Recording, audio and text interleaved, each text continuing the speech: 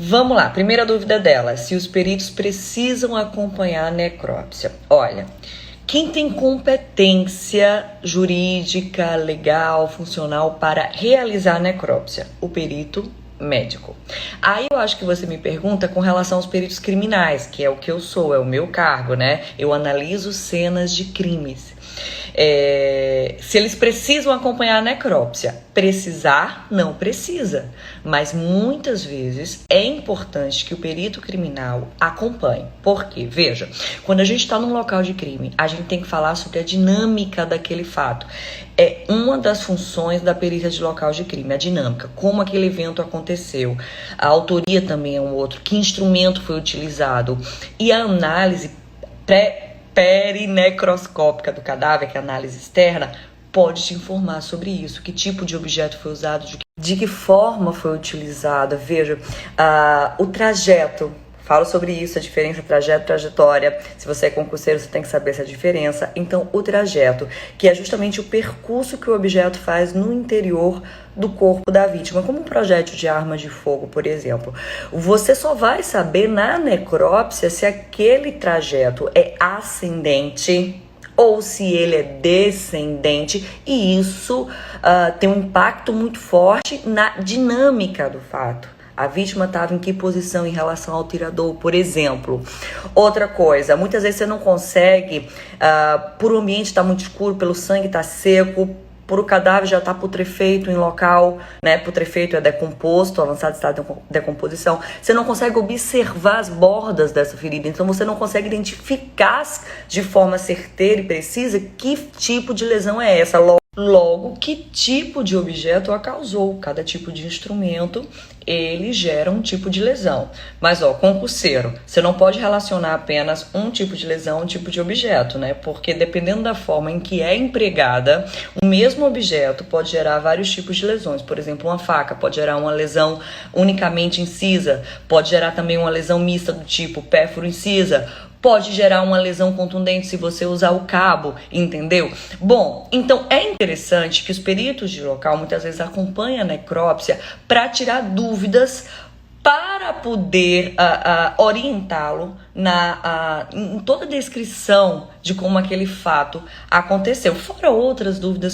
Vou dar um exemplo prático aqui de um caso meu, claro, sem dar maiores detalhes. Seguinte, uma vez eu fiz um caso de um encontro de um feto no quintal de uma residência. E já era um feto que já estava numa idade de ter nascido vivo, né? Compatível já com a época de uma gestação final.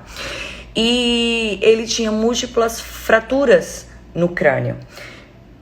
E ali, observando aquilo, qual foi a minha pergunta ali?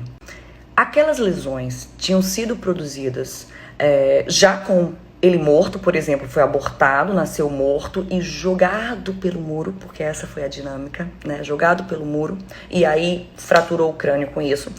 Ou nasceu vivo, quebrou-se o crânio, né?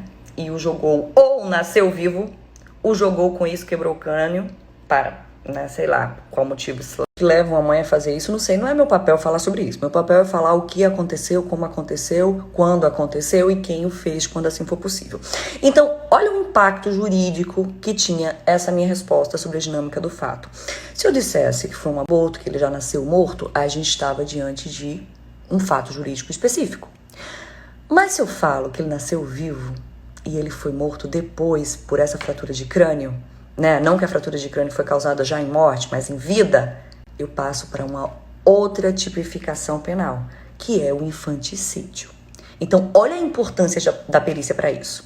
Agora, eu já estava num estado de putrefação, então eu não conseguia analisar as bordas daquelas lesões para saber se tinha reação vital ou não. Então, eu precisava, sim, da necrópsia e dos exames dentro do Instituto Médico Legal, como docimácia de Galeno, docimácia de Baltazar, para me falar se a docimácia de Galeno, assim, por já estar putrefeito, poderia falsear o exame, né? Então não teria tanto valor, assim. Bom, mas entendam, Tem respostas que a gente só vai ter se a gente acompanhar a necrópsia até para o nosso laudo de local de crime, para falar sobre a dinâmica do evento, entendeu? Esse foi só um exemplo, mas eu podia dar vários para vocês, tá? Muitas vezes, pelo estado da decomposição, a gente não enxerga lesões, então a gente se dirige, acompanha a necrópsia, a gente tira dúvidas.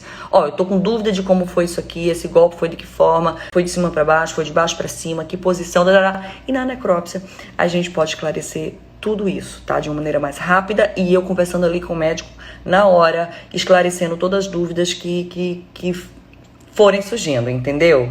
Aí eu já passo finalmente para a segunda dúvida dela, que é: Amanda, você vai ficar de plantão 48 horas? Como é que funciona essas folgas? Eu sempre tô falando isso aqui, gente, porque vocês sempre me perguntam sobre isso, principalmente quando a gente dobra plantões. São trocas que a gente faz com colegas, sabe? Ah, não vou poder estar tal dia, troca comigo teu dia. Aí a emenda, né? Ficam plantões duplos, às vezes triplos. São trocas que a gente vai fazendo. Por isso que eu não digo a você, ó, normal é dar um plantão de 24 horas, descansar 72. Não, porque a gente faz trocas. Entendeu? Então, por exemplo, hoje era um plantão que já era meu, amanhã é um plantão que era de uma colega, que eu já fiz uma troca com ela, porque ela precisava, para mim seria interessante, e assim vai, tá? Então a gente vai se ajudando e se ajustando.